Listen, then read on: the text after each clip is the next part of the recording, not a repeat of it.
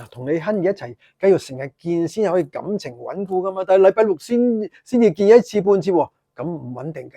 吓，你買咗條水晶手鏈，唔知叫咩名，又唔識用添啊，都叫你唔好見到靚就亂買㗎啦。唔緊要，攞上嚟俾 Peter Sir， 我感受下能量，跟住我會教埋你點樣用。好啦，回答 fans 嘅問題，佢話 Peter Sir 係啦，我翻工咧係唔可以帶水晶嘅，咁我放假帶翻全日。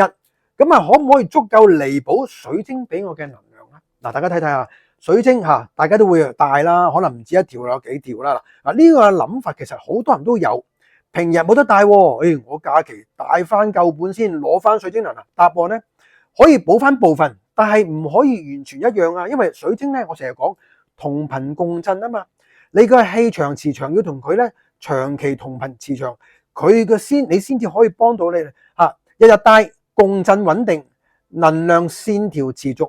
你話隔幾日帶咧，能量係會中斷啊，需要時間重新接駁。好似嗱，譬如你做運動咁樣，你要經常做先至有效噶嘛。咁好啦 Peter Sir， 咁點樣先至可以彌補翻咧？嗱，其實咧有陣時會㗎，工作嘅關係啊，唔可以成日帶啦。嗱，咁好啦，我可以俾意見你咧，譬如你翻工，你可以翻工之前你可以帶㗎嘛，我帶住翻工先，係咪？好啦，翻到公司就唔好帶啦。好啦。放工再帶翻嗱，咁樣個能量可以同你連線啦。又或者，譬如我直情唔帶 ，OK， 但係你每日咧同你心愛嘅水晶咧，我哋叫連結啊。睇翻我嘅片，我有教咗好多次嘅連結1分鐘。咁啲能量咧又依晚喎，能量就會去到你全身啊。呢個好緊要喎。又或者，譬如除我連結我都冇做，咁你好啦，你揾一嚿咧原石水晶原石放喺你個左袋度。